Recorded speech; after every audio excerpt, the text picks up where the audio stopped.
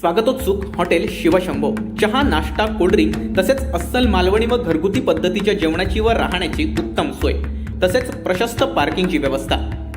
संपर्क 9405 21 97 70 किंवा 9404 25 94 92। पत्ता कुणकेश्वर मंदिरानजीक कुणकेश्वर, तालुका देवगड, जिल्हा सिंधुदुर्ग। केंद्र सरकारने अग्निपथ भरती योजनेची घोषणा करत या योजनेअंतर्गत तरुणांना सैन्यात भरती होण्याची संधी मिळणार असल्याचे जाहीर केले। मात्र या योजनेअंतर्गत केवळ 4 वर्षांसाठीच भरती केली जाणार असल्याने देशातील तरुणांनी या योजनेला कडाडून विरोध केला। या योजनेसाठी वयोमर्यादा 21 वर्षे ठेवण्यात आली होती। एकीकडे या योजनेला विरोध होत असतानाच सरकारने या योजनेसाठी निश्चित केलेल्या वयोमर्यादेत वाढ करण्याचा निर्णय जाहीर केला आहे। त्यानुसार ही वयोमर्यादा 21 वर्षांवरून वाढवून ती 23 इतकी केली आहे। गेली 2 वर्षे राज्य सैन्य भरती झालेली नाही। केवळ याच कारणामुळे वयाची ही सवलत दिली जात असल्याचं संरक्षण मंत्रालयाने स्पष्ट केलंय। मात्र दुसऱ्या भरतीपासून वयाची मर्यादा ही 21 वर्ष इतकीच राहणार आहे।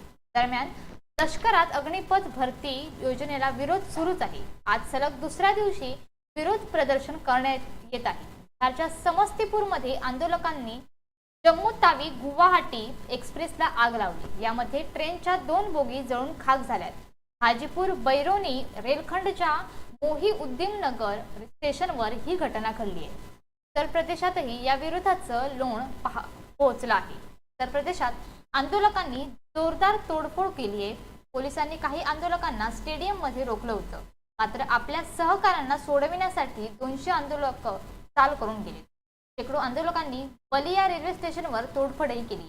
त्यावेळी ट्रेनमध्ये प्रवासीही होते। आंदोलकांना पांगवण्यासाठी पोलिसांनी लाठीचार्ज करावा लागला। यावेळी संतप्त आंदोलकांनी दगडफेकही केली। या सगळ्या प्रकारावरून अग्निपथ योजनेवरून भारतातील शांततेच्या वातावरणाला आता उद्रेकाचं स्वरूप आलंय। Bureau news कोकणशाही।